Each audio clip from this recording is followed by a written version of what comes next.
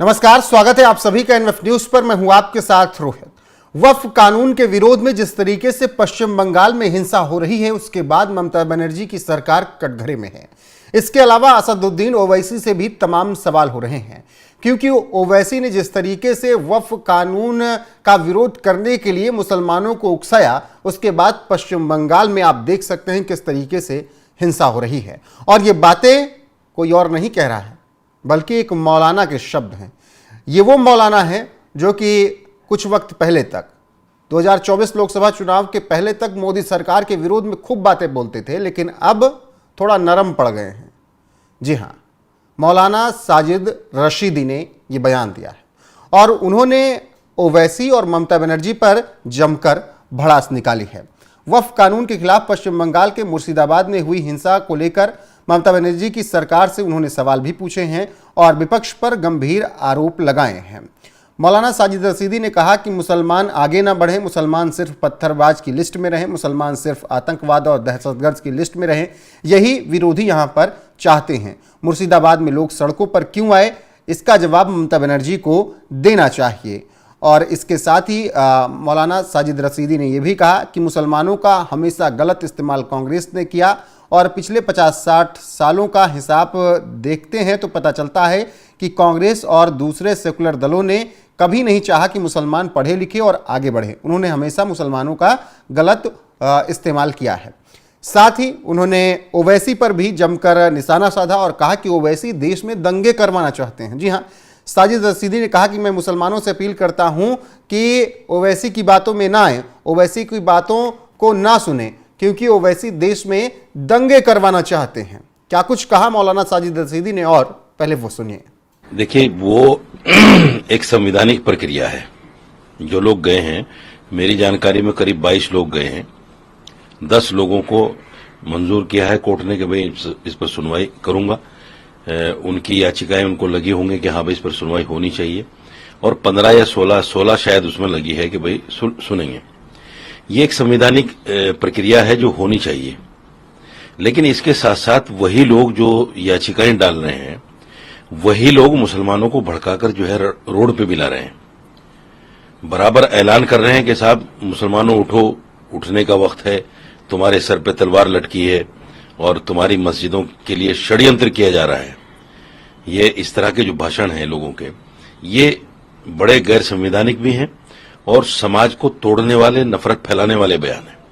इससे क्या है कि मुर्शिदाबाद हो गया, उसमें 3 लोगों की जान चली गई और 150 मुसलमानों के खिलाफ उस सरकार ने, जो सरकार अपने को मुसलमानों का हितैषी कहती है, जो कहती है मैं हूं ना, मैं ये बिल लागू नहीं होने दूंगी, उस सरकार ने 150 मुसलमानों को जेल में डाल दिया।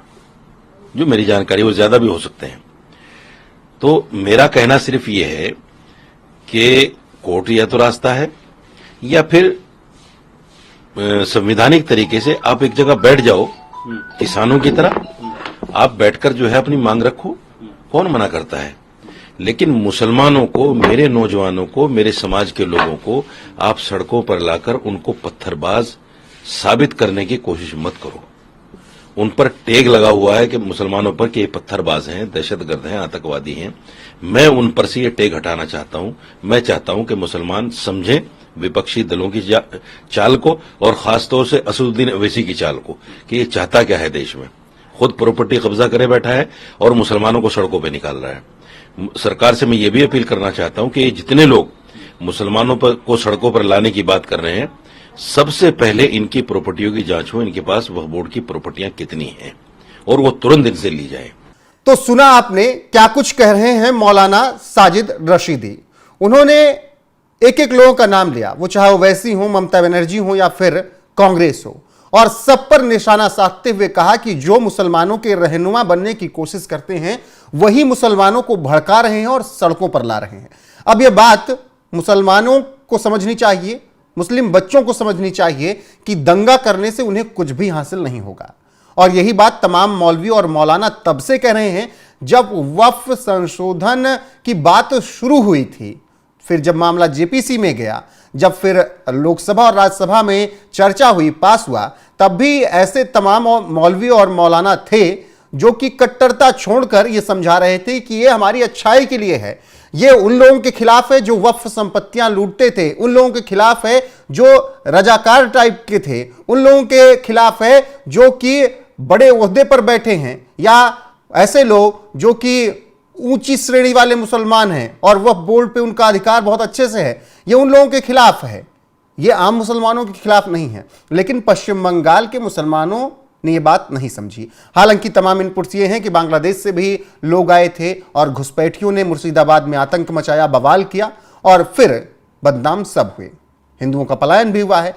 ऐसे में जिस तरीके से मौलाना साजिद रशीदी ने, वो चाहे ओवैसी को के लिए बात कहनी हो कि वो देश में दंगे करवाना चाहते हैं, ममता बनर्जी के लिए बात कहनी हो कि सबसे बड़ी रहनुमा बनती हैं और कहती हैं कि मेरे रहते पश्चिम बंगाल में मुसलमानों को कुछ नहीं हो सकता, कैसे मुसलमान मर गए, कैसे इतने लोगों की गिरफ्तारियां होगी और क्यों हुआ, ये दंगा क्यों हुआ।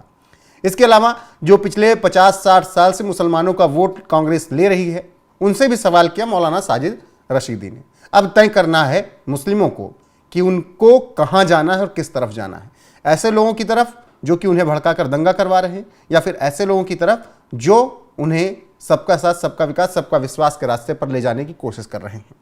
जो बात मौलाना साजिद रशीदी कह रहे हैं उसका निष्कर्ष यही निकलता है। फिलहाल मौलाना साजिद रशीदी के बयान पर आपकी राय क्या है, कमेंट में जरूर बताइएगा। वीडियो को शेयर कीजिएगा, लाइक कीजिएगा, चैनल को सब्सक्राइब कीजिएगा, बने रहेगा हमारे साथ। नमस्कार।